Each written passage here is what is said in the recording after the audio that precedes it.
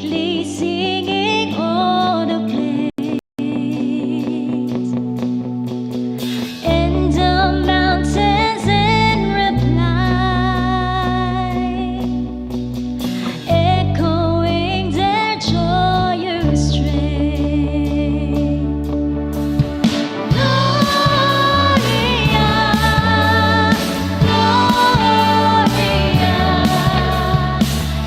in excelsis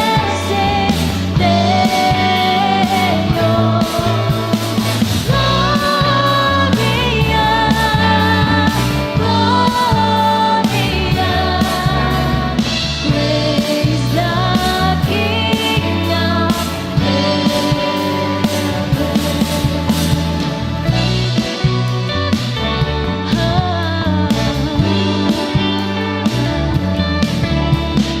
Come to Bethlehem and see Him whose birth the angels sing.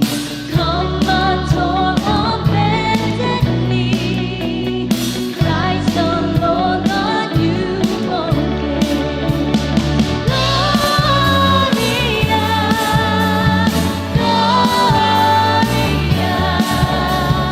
in excelsis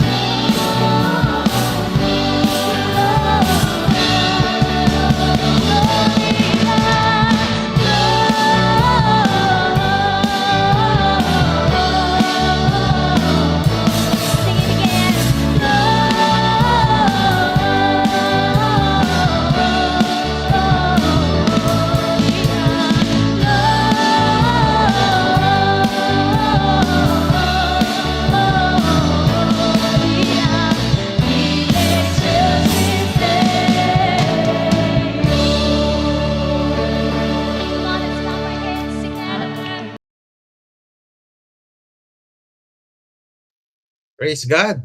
Hallelujah. Happy New Year, everyone. Good morning, good noon, good afternoon, good evening. San man po kayong panig ng mundo ngayon, gusto ko po kayong batiin ng isang napakagandang araw po ng linggo. Well, ito po yung huling araw po o huling linggo, huling Sunday for the month of 2023. And I hope that you are all doing well. Lagi ko pong sinasabi sa inyo, ano man po yung ating mga pinagdadaanan, whether ito ay mabigat, mahirap, medyo madali, medyo challenging, medyo madilim, medyo magulo ang situation ng ating buhay, gusto ko pong sabihin sa inyo na mas marami pa rin po tayong mga bagay na dapat pong ipagpasalamat sa ating pong Panginoon. And right now, ngayon po ay ang huling-huling preaching natin for the year 2023, for the month of December. But ito yung taon na kung saan tatapusin po natin ang huling linggo na ito ng taong ito, syempre with the Word of God pa rin. Series break po muna tayo sa ating pong series for the month of December entitled Best Christmas Ever. And I hope po sa buong buwan ng December na ating pong mga pinag-usapan patungkol sa December, patungkol sa Christmas, I hope po we've learned a lot sa ating pong mga sa ating nakaraang series, Yung po yung series natin na Best Christmas Ever. And I hope and I pray as a pastor that we had our best Christmas ever. So, next year po, I want you to be excited because 2023, next week na yon, meron po tayong series for the month of January entitled First Things First. Bakit natin pag-uusapan yon? Kasi tiyak na may bunga kapag kainuuna ang una.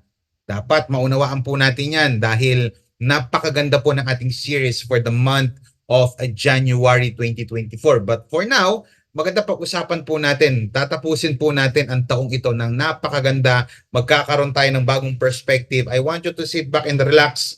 Saan man po kayong panig ng mundo ngayon, samahan niyo po muna ako dahil gusto kong makakain kayo ngayon ng ating spiritual na pagkain using the Word of God para at least magkaroon po tayo ng nourishment. And I pray na bago matapos ang taong ito, magkaroon ka ng bagong direksyon, bagong perspective patungkol sa tatahakin nating landas at journey sa 2024. Now, according to Billy Joel, sabi niya, life is a series of hellos and goodbyes. Pwede po bang pakitype sa comment section ngayon? Hello, goodbye. Yan sa mga ano natin diyan, mga keyboard warriors, yung mga may abilidad na mabilis mag-type. Pwede po bang i-type natin sa ating comment section because nakikita po natin yan ngayon. Life is a series of hellos and goodbyes. Type niyo po hellos and goodbyes. Sabi po ni Billy Joel, ang buhay po ay serye ng mga hello at mga goodbyes. Gusto ko pong maunawaan ninyo. I want you to understand this, na ang buhay ay continuous cycle po yan ng hello and goodbyes. Bakit? Kasi ang buhay po ay punong-puno ng interactions at relationship. Now, when we're going to talk about yung word na hello, nire-represent po niyan yung mga bagong connection. New connections with what or with whom? New connection po sa people, bagong connection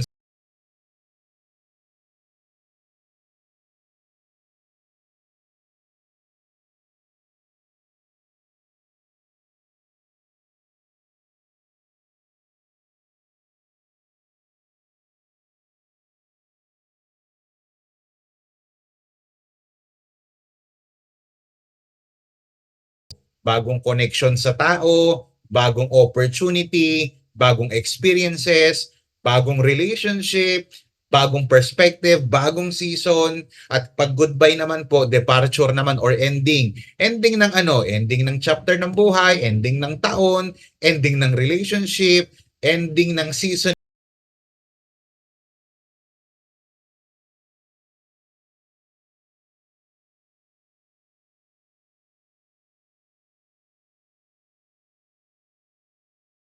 Bagong taon na double na meron na siyang ka-relationship. Meron naman papasok ng taon na masagana, meron naman na nag-goodbye sa hindi masaganang buhay. So napaka-importante pong maunawaan natin that life is a series of hellos and goodbyes. Bakit? Tulad po ng paglipas o pagpalit ng araw papuntang gabi o yung pagbabago-bago ng panahon. May panahon po para umulan, may season for winter, spring, summer, and fall. Meron pong season ng bagyo, meron pong season na tagtuyot, meron naman pong season na tag-ulan. Ang buhay ay characterized by transitions. Pwede po bang i-type natin sa ating comment section, transitions? Nagta-transition po tayo ngayon. Ito pong huling linggo na ito, huling Sunday. Ito po ay transition natin from 2023 to 2024. Now, I want you to understand and I want you to realize na ang New Year po natin, malapit na po yan, mamaya New Year na ang New Year po natin ay darating po talaga yan. Tiyak na darating. Pero gusto ko pong sabihin sa inyo na hindi lahat ay magiging masaya at matagumpay. Uulitin ko po, ang New Year ay tiyak na darating, pero hindi lahat ay magiging masaya at matagumpay. I-explain ko po yan later. Now, I want you to know that New Year is unconditional. Pwedeng i-type ba natin sa ating comment section ba? Unconditional ba? New Year is unconditional. Ano po ibig sabihin nun, Pastor? Kasi whether you like it or not, darating ito, whether masaya ka o hindi, whether ready ka o hindi, ang New Year po ay conditional, unconditional. Darating po talaga siya. Darating siya whether you like it or not. Now, yung Happy New Year is optional. I-type nga po natin sa comment section, optional. Ano pagkakaiba ng New Year sa Happy New Year? Yung New Year po, darating talaga yan.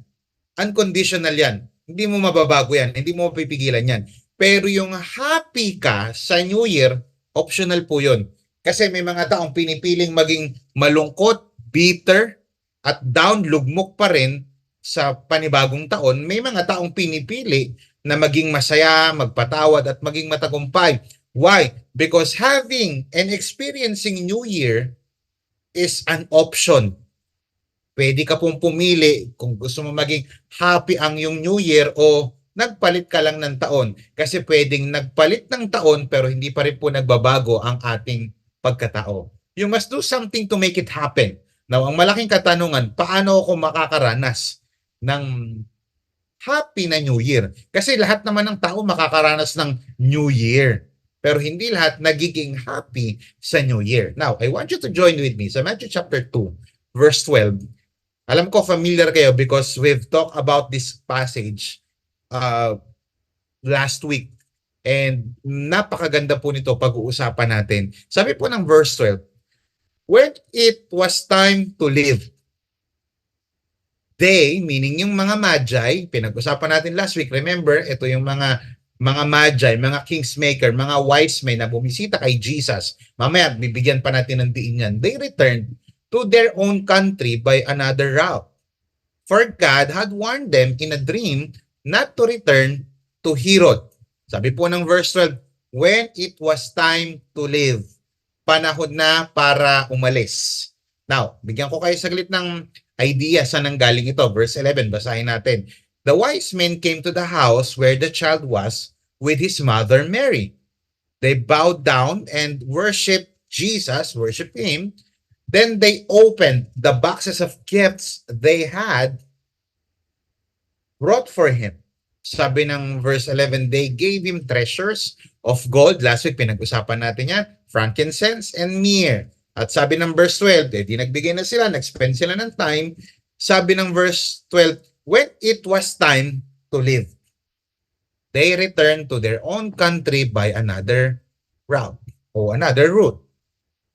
Ano po pwede nating matutunan dito? Gusto ko pong maunawaan ninyo na may panahon sila para pumunta, bumisita, sumamba, mag-offer ng regalo dito kay King Jesus, at may panahon din naman na kailangan na nilang umalis. Kinakailangan nila mag-transition from pagbisita to pag-alis. Ganon din po sa ating buhay. May panahon po na tayo ay may pupuntahang bagay o lugar.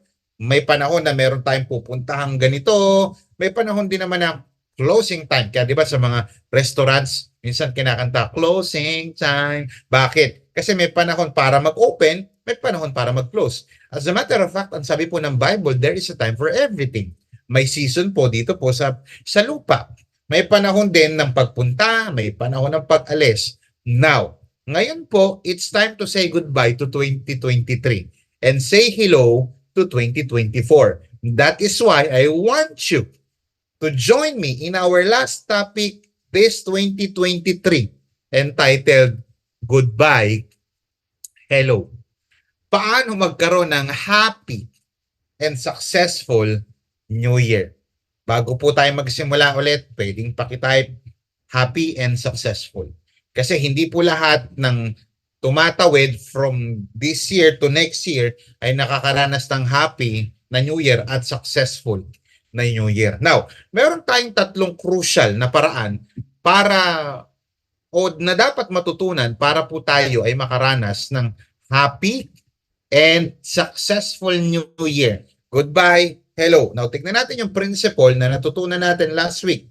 Tignan natin sa angulo na ito, itong mga magi, itong mga wise men, kung paano sila nakaranas ng isang successful and happy na transition sa naranasan nila kay Baby Jesus o kay King Jesus. Tingnan natin yung verse 12.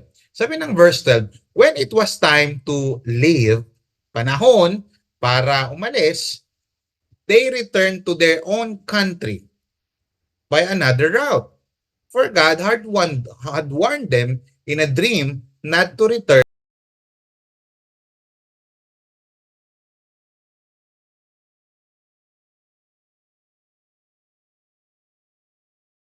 return.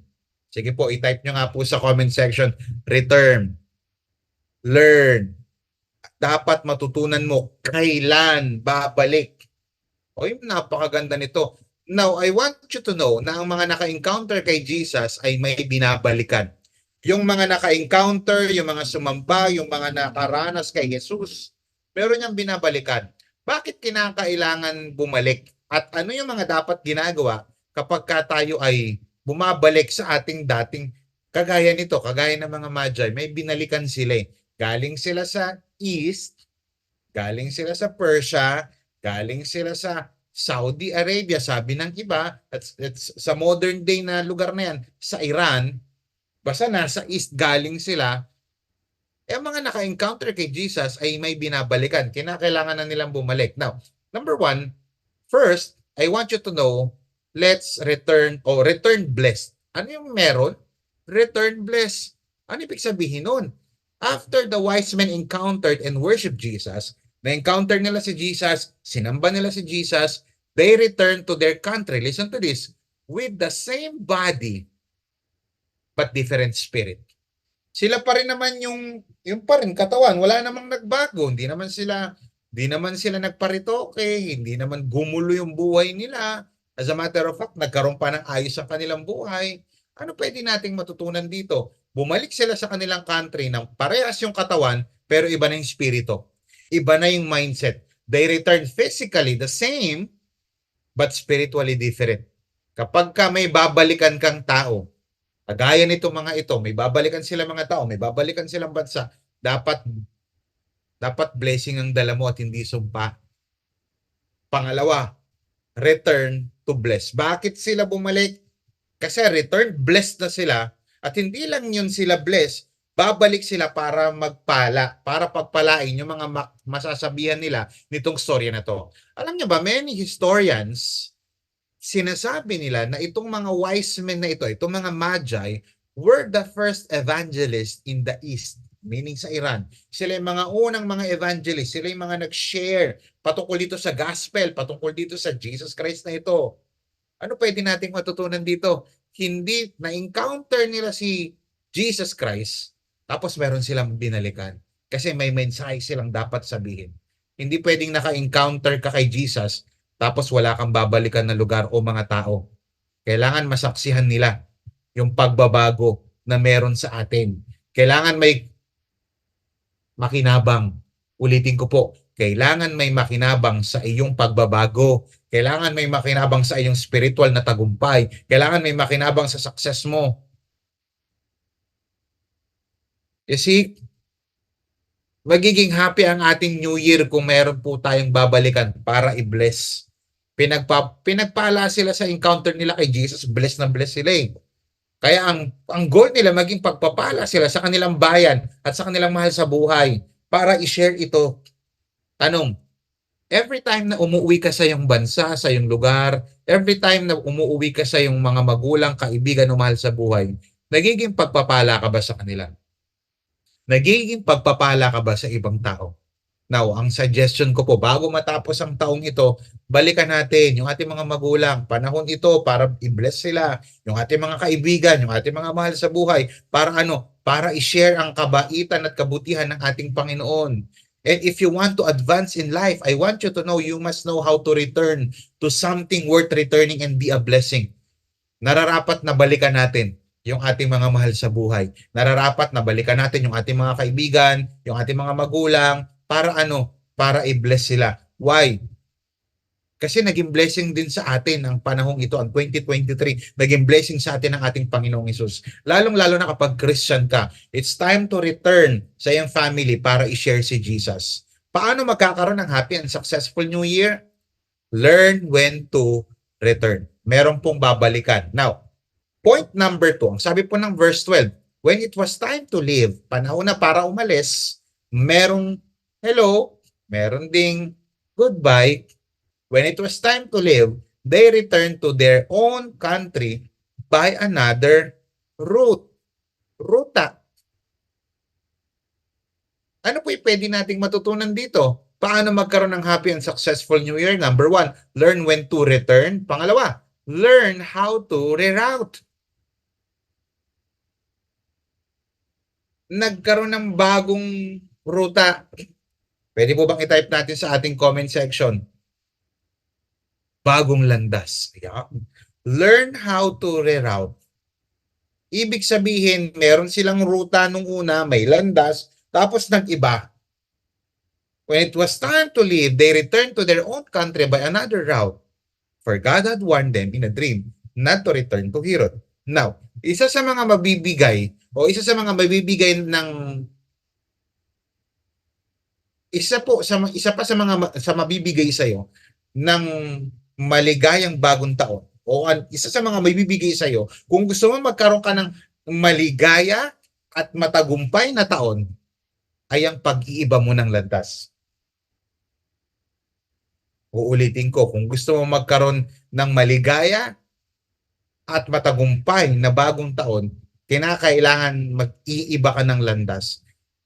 Ibig mo sabihin, Pastor, paano mag-iiba? Ito ibig ko sabihin. Number 1, kailan ako mag-iiba ng landas?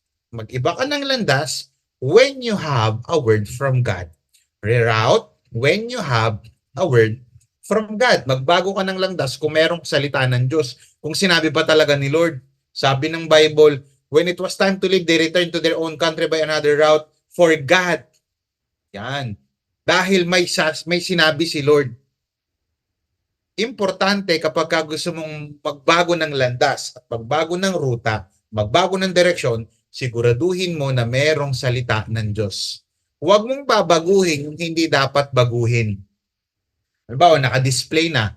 Huwag mo nang baguhin kung hindi naman kinakailangan baguhin. Huwag mong baguhin yung profile pic mo kung hindi dapat baguhin. Huwag mong baguhin yung damit mo kung hindi naman talaga dapat baguhin.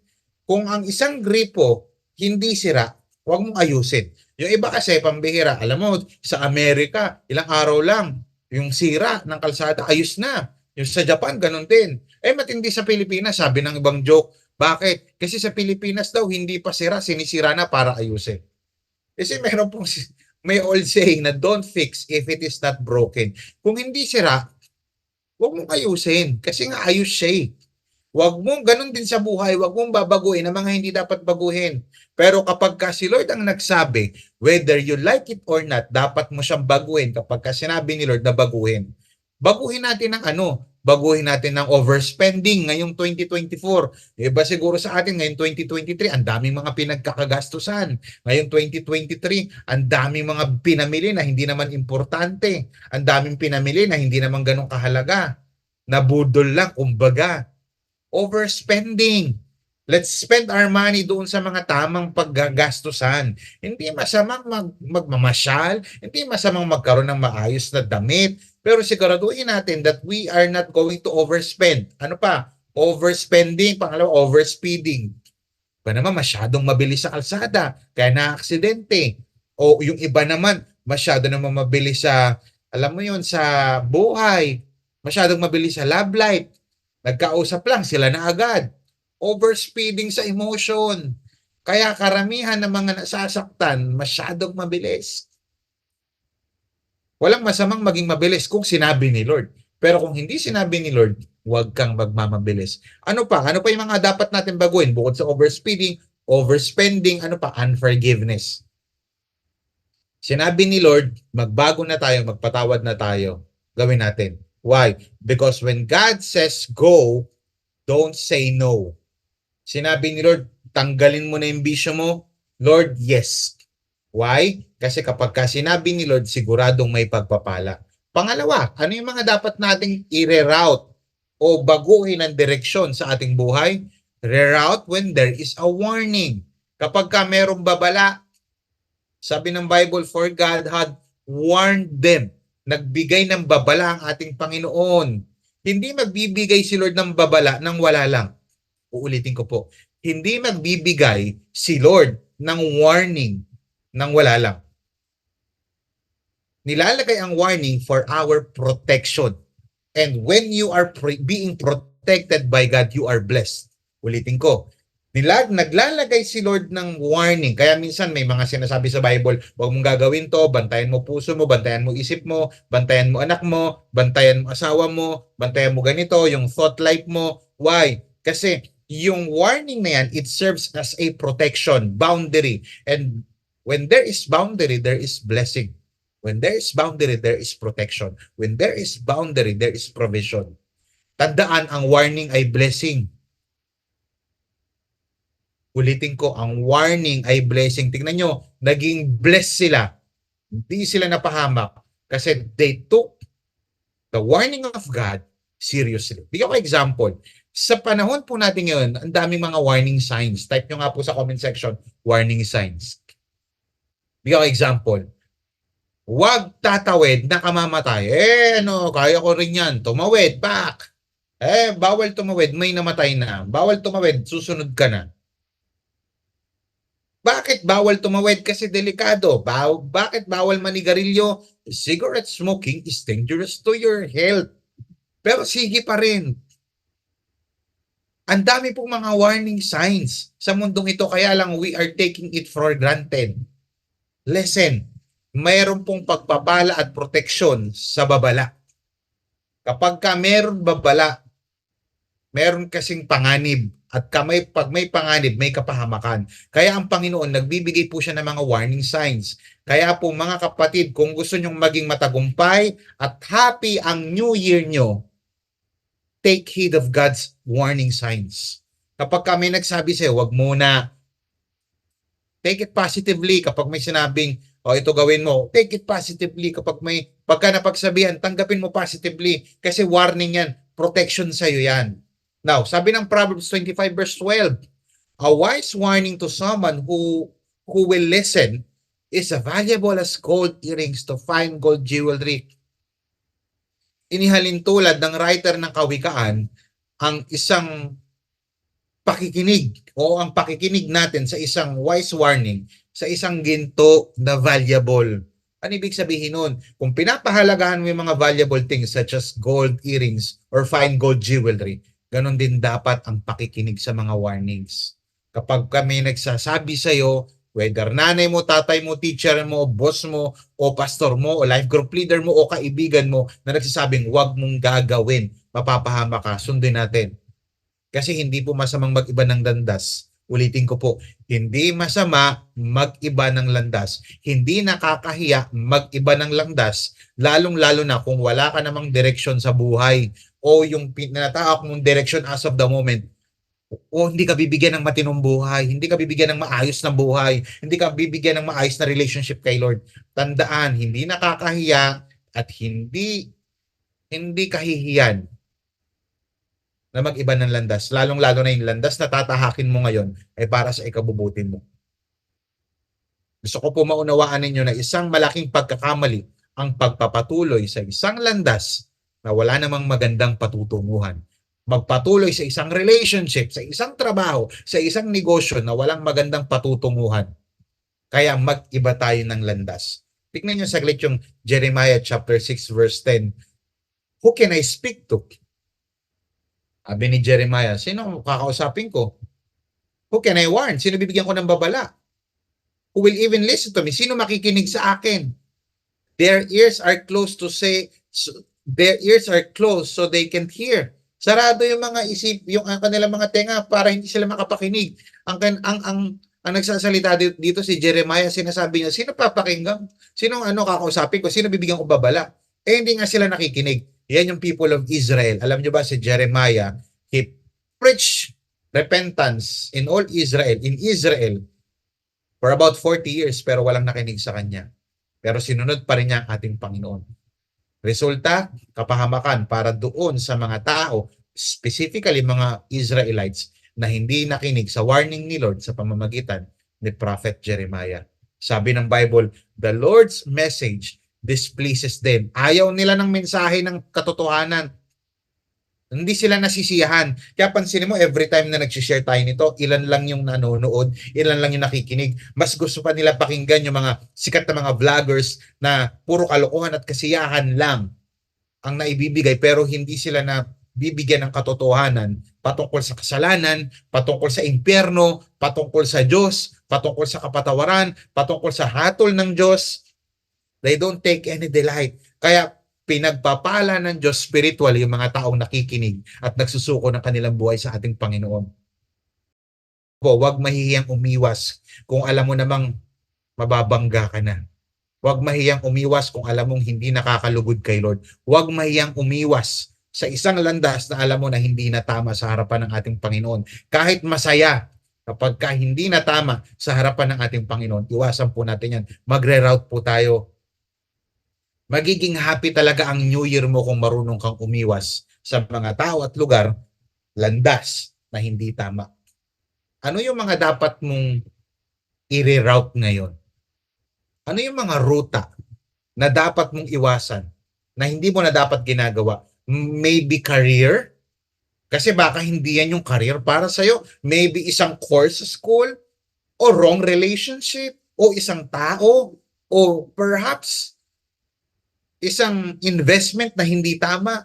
Ang importante, umiwas ka at mag-iba ka ng landas. Kung alam mong mali ito at wala kang magandang future dito, magre-route ka na.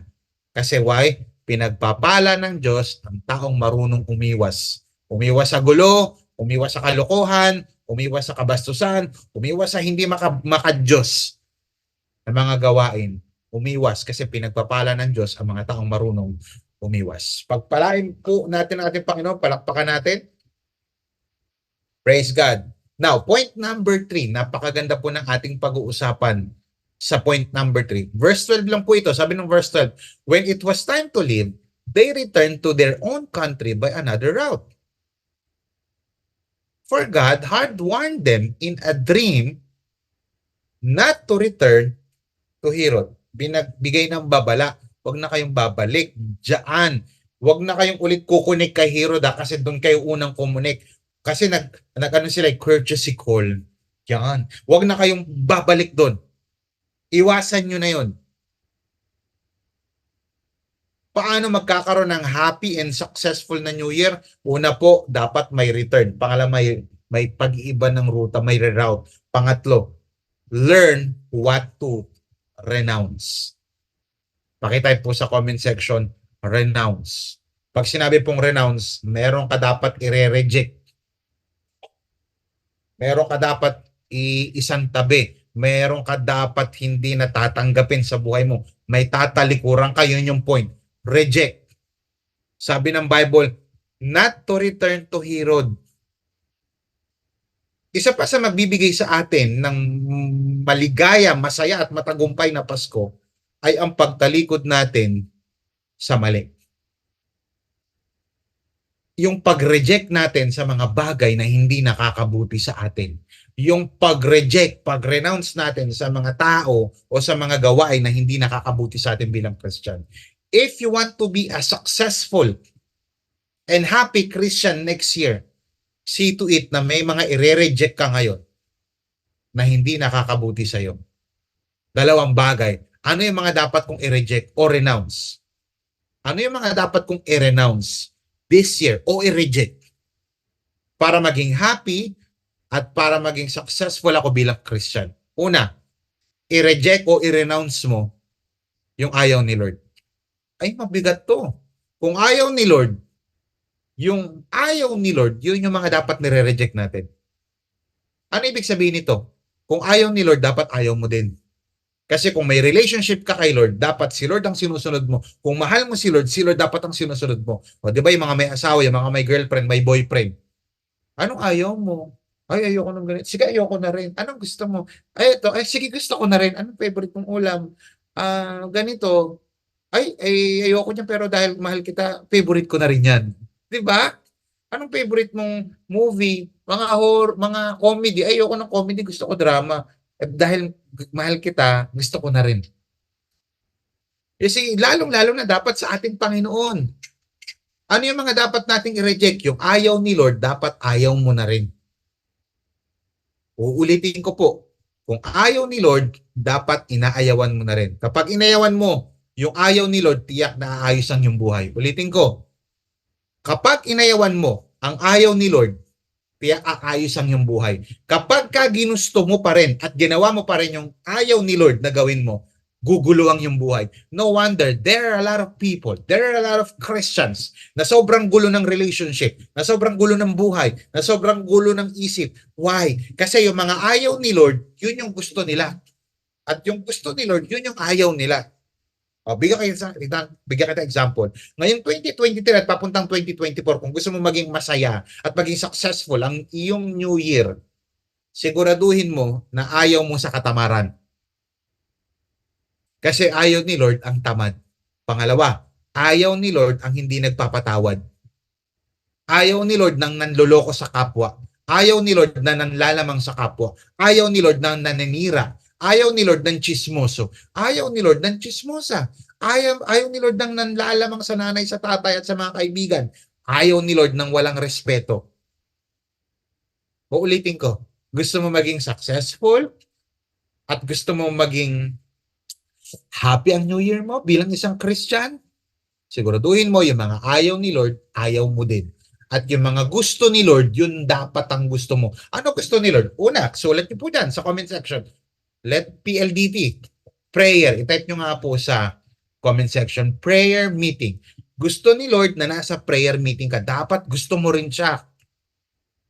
Pangalawa, life group and Lord's Day. Gusto ni Lord, according to Hebrews chapter 10 verse 25, gusto ni Lord na sa life group ka at umaating ka ng church. Gusto ni Lord yan, dapat hindi ayaw.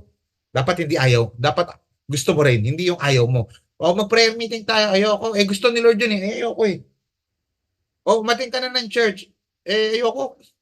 Gusto ni Lord yun, ayoko. Gustong i-bless ni Lord, gustong matawag na follower ni Lord, pero ayaw mag-follow kay Lord. Ulitin ko, ang gusto ni Lord, nasa prayer meeting ka, nasa Lord's Day ka, type nyo po, letter D, devotional. Ang gusto ni Lord, nagdi-devotion ka. Gusto ni Lord yun, dapat gusto mo rin. Hindi yung ayaw mo. Training. Kaya meron po tayong mga conferences, kaya meron tayong mga school of discipleship, kaya meron po tayong mga relationship conference. May mga conferences tayo because God wants us to be equipped. God wants us to be trained in godliness. At yun po yung ginagamit ng ating Panginoon. Yung PLDT na yun. Gusto mo maging strong ang connection mo next year? Gusto mo maging happy and successful ang connection mo kay Lord? Mag-PLDT ka. Hindi po ito sponsored. Prayer meeting, live group in Lord's Day, devotional life, training. If you want a strong connection with God, siguraduhin mo na umaayaw ka sa mga ayaw niya at ginagawa mo yung mga gusto niya. Ano yung mga dapat i-reject? Yung ayaw ni Lord. Pangalawa, ang ganda nito. Pangalawa, yung ayaw si Lord. Uy, mabigat to. Yung ayaw ni Lord. Ano yung mga i-reject ko sa buhay ko para maging masaya at maging successful ang 2024 ko? Umiwas ka sa mga ayaw ni Lord. Pangalawa, umiwas ka sa mga ayaw si Lord. Uy, the wise men completely withdrew their connection with Herod. Kaya nga sabi ng Bible, do not return to Herod. Why? Dumisconnect na kayo dyan, huwag kayo babalik. Sa totoo lang, ang mga wise men ay may binabalikan o may mga binalikan para pagpalain yung kanilang bansa. Babalik naman talaga sila. Pero sa totoo lang, kung wise ka talaga, kagaya ng mga wise men, may binabalikan at may mga hindi na binabalikan. Meron silang babalikan para maayos ang buhay, mabless sila, at meron ng hindi na binabalikan kasi masisira ang buhay nila. Ngayon taong ito, sana pagtungtong ng 2024, wala ka nang balikan na dati mong buhay. Sana yung dati mong bisyo hindi mo nabalikan. Sana yung ex mo na niloko ka at sinaktan ka, sana naman matuto ka na. Sana naman yung pagkakamali mo sa relationship, matuto ka na. Hindi na natuto. Yes, may mga binabalikan para i-bless. Pero may mga hindi na dapat binabalikan kasi makakasira to ng finances mo. Makakasira ito ng relationship mo. Makakasira ito ng ministry mo. Makakasira ito ng purity mo. May mga website na hindi na binabalikan kasi may mga pinupuntahan ka nung ikaw hindi pa Christian. Now, once you become a Christian, may mga dapat ka nang i-reject. Ngayon ang tanong, sino ang Herod mo? Why? Ba't ko sinasabi ito? Because if your life, if you want your year to be happy and successful as a Christian, renounce your Herod. Si Herod yung nagdi-deceive sa mga wise men ito. Balik, sabihan niyo ko kung saan nyo nakita para masamba ko rin. Hindi siya sasamba. Gusto niya lang ipapatay para mawala sa landas sa si Jesus. Gaano karaming tao ngayon ang gusto nila mawala sa landas nila ang Diyos kasi pinipigilan sila sa mga gusto nilang gawin. Renounce your Herod because your 2024 is a great year if you're going to reject. Iisang tabi mo. Yung mga tao na ayaw kay Lord, iwasan. Hindi ko sinabing wag sharean. Iwasan yung mga kaibigan, yung mga tao, yung pakikipag-usap sa mga tao na ayaw kay Lord. Hindi ko sinabing wag silang i-reach out, wag kaibiganin, pero don't spend most of your time ito sa mga hirot na ito. Listen, if you want your life to be truly happy and successful, iwasan mo ang mga ayaw ni Lord na gawain at iwasan mo rin yung mga ayaw si Lord, mga tao. Ulitin ko, if you want your new year to be truly happy and successful, iwasan mo yung mga ayaw ni Lord at ayaw si Lord. Tignan nyo saglit. 2 Corinthians chapter 6, verse 14-15 hanggang at 17. Sabi ng verse 14, don't team up with those who are unbelievers. How can righteousness be a partner with wickedness? How can light live with darkness? What harmony can there between Christ and the devil? How can a believer be a partner with an unbeliever? Therefore, come out from among unbelievers and separate yourselves from them, says the Lord. Don't touch their filthy things, and I will welcome you. Sa Tagalog, huwag kayong makikiisa sa mga hindi mananampalataya sapagkat hindi maaaring magkaisa ang kabutihan at kasamaan gaya ng liwanag at dilim. Hindi rin sila maaaring magsama. At kung paanong hindi magkasundo si Kristo at si Satanas, ganun din naman ang mga mananampalataya at hindi mananampalataya. Kaya lumayo kayo at humiwalay kayo sa kanila. Mabigat to. Layuan ninyo ang tinuturing na marumi.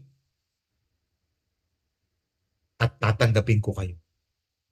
Sa ibang version, do not be equally yoked with the unbeliever. Kaya yung principle na yan, kapag ka ikaw ay single, may pinagpipray ka, yan dapat ang principle mo. Is she or is he a follower of Christ?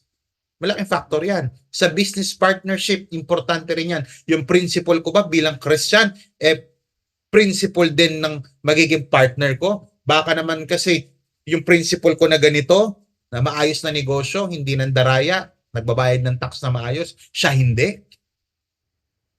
Hindi po sinasabi ng Bible na lumayo na tayo sa mga unbelievers. Ang sinasabi lang, pakinggan maigi, huwag mong pupuntahan yung mga maling pinupuntahan nila. Huwag mong gagawin yung mga maling ginagawa nila. May kita niyo po yan dyan eh. Sabi, huwag mong pupuntahan yung mga maling pinupuntahan nila. Simple lang naman eh. Kung meron kang unbeliever na kaibigan, classmate, katrabaho, huwag mong pupuntahan yung mga maling pinupuntahan nila. At yung mga maling ginagawa nila, huwag mo rin pupuntahan. Uulitin ko po. For the third time. Kasi importante po ito para maging successful at happy ang taong 2024. Bilang isang Christian, ang gusto nila dapat masaya ka bilang isang Christian at successful ka bilang isang Christian. Hindi lang po ito patungkol sa pera, sa grades, sa relationship, kundi ito po ay patungkol sa pagiging Christian mo talaga. Kasi pwede kang maraming pera pero hindi ka Christian. Huwag mong pupuntahan yung mga maling pinupuntahan ng kaibigan mo at mga classmate mo. Huwag mong gagawin yung mga maling ginagawa ng classmate mo at katrabaho mo. In conclusion, it's time to say goodbye to 2023 and hello to 2024. Mamaya po magpuputo ka na. Mamaya po makaka-receive na tayo ng mga messages na Happy New Year. Pero siguraduhin natin na magiging happy and successful talaga ang 2024 natin kapag sinunod natin ang prinsipyo na ito.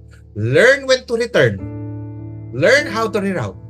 And learn what to renounce. Yung mga dapat i-reject para hindi na madama yung 2024 mo. If you want your 2024 to become pure, if you want to become a committed follower of Christ, marami kang i-renounce. Yun po ang pagkakaroon ng successful na 2024. Manalangin po tayo. Panginoon, maraming salamat po sa napakagandang mensahe na iyo pong ipinagkaloob. God, I pray for the last preaching, for the last message of 2024 o 2023. I pray, Lord, that you continue to strengthen us, na bumalik kami sa mga magulang namin para i-bless sila, bumalik kami sa mga tao na nasaktan namin para humingi ng sorry. Ito rin siguro, kapatid, yung pagkakataon kung nakakapakinig ka. Ito rin siguro yung panahon para bumalik ka sa church mo. Ito rin siguro yung panahon para bumalik ka sa life group mo. Ito rin siguro yung panahon para bumalik ka sa pastor mo at makipag-usap. Ito rin siguro yung panahon para bumalik ka sa mga taong nasaktan mo at nabaliwala mo, para i-bless sila at humingi rin ng blessing nila. Panahon na rin ito, mga kapatid, para isuko natin sa Panginoon yung mga landas na tinahak natin na hindi po maganda. Kailan ako mag-iiba ng landas? Kapag sinabi ni Lord at kapag nagbibigay na ng babala si Lord. Learn what to renounce. This 2024, ayawan mo yung ayaw ni Lord. Ayawan mo yung mga ayaw si Lord. Iwasan. Hindi ko sinabing huwag makipagkaibigan. Hindi ko sinabing umalis sa trabaho na. Ang point is this, huwag mong pupuntahan yung maling pinupuntahan ng mga tao at huwag mong gagawin yung mga maling ginagawa nila. Kapatid, kapag ginawa natin itong prinsipyo na ito, pagpapalain tayo ng ating Panginoon. Maraming salamat po, Lord. Ngayong pong taong ito, kami po ay nagpapasalamat sa inyo dahil sa loob ng isang taon, buong 2023, kami po ay iningatan ninyo. Maraming salamat po dahil kami ay pinagpala ninyo ngayong 2023 at yung Diyos na nagpala po sa amin ngayong 2023, siya rin pong Diyos na po-provide ng amin po mga pangangailangan ng kagalingan, ng restoration, ng healing, ng salvation sa 2024. Maraming salamat po, Panginoon. We give you back all the glory, the praises, and honor. In Jesus' mighty name we pray. Amen and amen. Palakpakan po natin ang ating Panginoon. Praise God. Pakitype sa comment section, I am blessed. Habang tinatype nyo po, I am blessed, we're going to our next yung part ng ating pong online pagsamba. Yan po yung ating pong online pagbibigay. Makikita nyo po sa ating pong comment section yung ating pong GCash number kung saan pwede kang magbigay ng iyong tithes and offering, o kung hindi ka naman taga Amazing Hope, if you want to donate, dahil meron kaming nagpa-fundraising tayo and you are blessed by this message, pwede ka pong mag-type dyan, donation, pwede mong i-type dyan offering, pwede mong i-type dyan for the volunteers, pwede mong i-type dyan for our expansion. Lagay nyo lang po dyan, this year, i-bless po natin ang ating Panginoon. Ito yung huling, kung nagbigay ka ng January 2023, tapusin mo ng December 2023 na nagbibigay ka pa rin sa ating Panginoon. Alam ng Panginoon ang iyong kalagayan at si Lord ang magbibless at magbabalik kung ano man ang itinanim mo sa kanyang kaharian. This is Pastor Paul, bumabati po sa inyo ng Happy New Year. See you next year sa ating brand new series for the month of January 2024. God bless you all.